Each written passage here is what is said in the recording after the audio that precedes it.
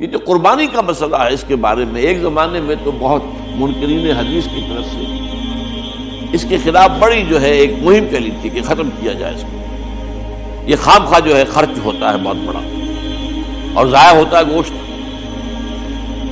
اتنے بڑے پیمانے پر گوشت ہوتا ہے کھایا نہیں جاتا۔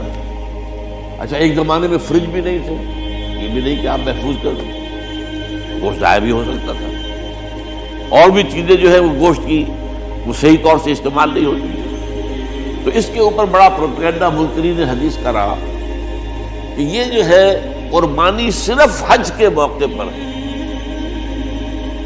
میں اس کی نفی کے لیے آج آپ کو بتا رہا ہوں کہ سورہ حج کے اندر جو 2 رکوع ہیں، ایک چوتھا ایک پانچواں، چوتھے رکوع میں بھی قربانی کا ذکر ہے، پانچویں میں بھی قربانی کا ذکر ہے۔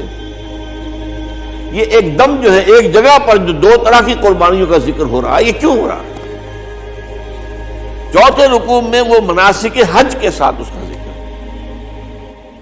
وہاں جو فرمایا گیا لِيَشْهَدُوا مَنَافِعَ لَهُمْ وَيَذْكُرُوا اسْمَ اللَّهِ عَلَى مَا رَزَقَهُم مِّن بَهِيمَةِ الْأَنْعَامِ فِي أَيَّامٍ مَّعْلُومَاتٍ عَلَى مَا رَزَقَهُم مِّن بَهِيمَةِ الْأَنْعَامِ فَكُلُوا مِنْهَا وَأَطْعِمُوا الْبَائِسَ الْفَقِيرَ، وہاں پہ قربانیاں دو، پھر اللہ کا نام لو ان جانوروں پر جو اللہ نے تمہیں عطا کیے ہیں، اور جو معین دنوں کے اندر دو، فی ایام معلومات، اور پھر اس میں سے خود بھی کھاؤ، اور جو ہے جو جیسے صدقہ کا گوشت ہوتا ہے وہ نہیں ہے، وہ قربانی کا گوشت ہے، اس میں سے آپ خود بھی کھائیں اور غرباء کو کھلائیں، غریبوں کو دیں، مساکین کو دیں۔ تو پورا حکم آ چکا ہے چوتھے رکوع کے اندر۔ پانچواں رکوع پورا کا پورا جو ہے وہ عید الاضحیٰ پر ہے میرے نزدیک۔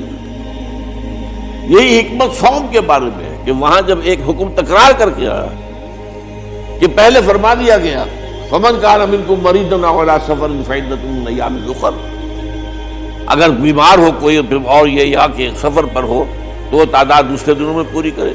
پھر کیا وجہ دوبارہ آ رہا ہے؟ شہر رمضان الذی انزل فیہ القرآن ھدی للناس وبینات من الھدی والفرقان فمن شہد منکم الشہر فلیصمہ ومن کان مریضا او علی سفر فعدۃ من ایام اخر۔ کیوں؟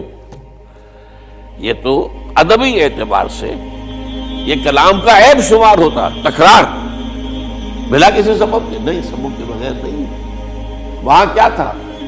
وہاں ان 2 رعایتوں کے ساتھ تیسری بھی شامل تھی کہ اگر صحیح ہو اور مقیم ہو پھر بھی روزہ نہ رکھو تو ایک مسکین کو کھانا کھلا دو۔ یہ رعایت ختم ہوئی ہے رمضان کے روزے کے ساتھ، اب رکھنا پڑے گا روزہ، اور اگر بیمار ہو یا سفر پر ہو تو ٹھیک ہے دوسرے دنوں میں پورا کرو، پورا کرنا لازم ہے۔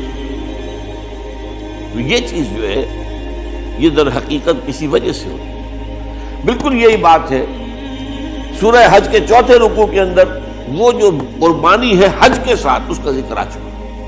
اب سنیے یہ جو آ رہا ہے، فرمایا وَلِكُلِّ أُمَّةٍ جَعَلْنَا مَنْسَكًا، ہر امت پر ہم نے ایک جو ہے قربانی کا معاملہ نازل وہ جو ہے فرض کیا۔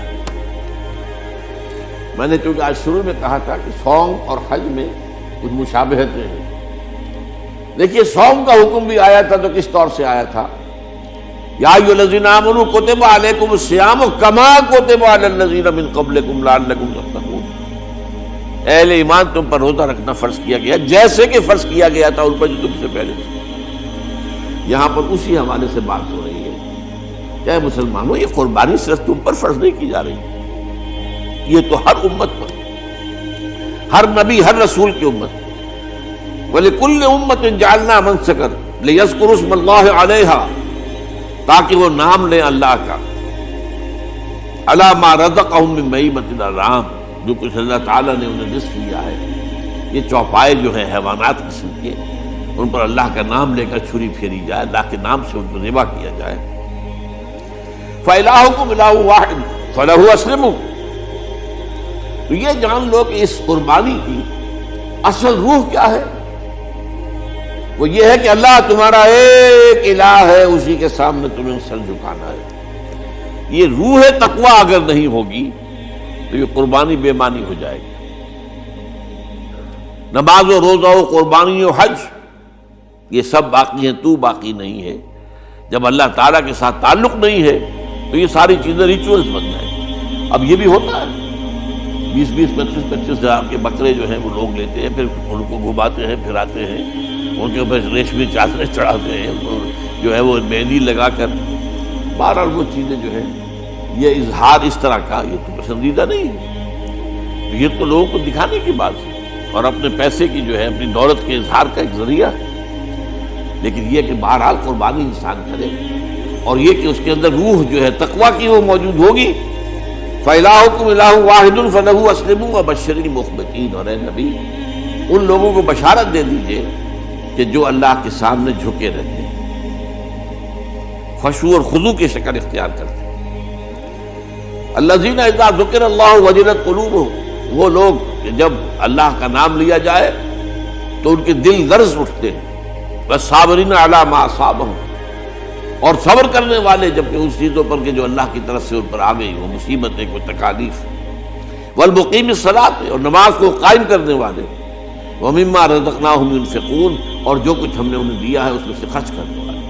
یہ ایک نظام ہے پورا کا پورا جو اس آیت میں بیان کر دیا گیا، اس کا ایک جز جو ہے وہ یہ بھی ہے وَلِكُلِّ أُمَّةٍ جَعَلْنَا مَنسَكًا، یہ قربانی کا معاملہ جو ہے یہ بھی ہم نے ہر امت کے اوپر فرض کیا، ہر امت جو ہے اس کے اوپر لازم کیا گیا، اور مسلمانوں آج تم پر بھی لازم کیا جا رہا ہے۔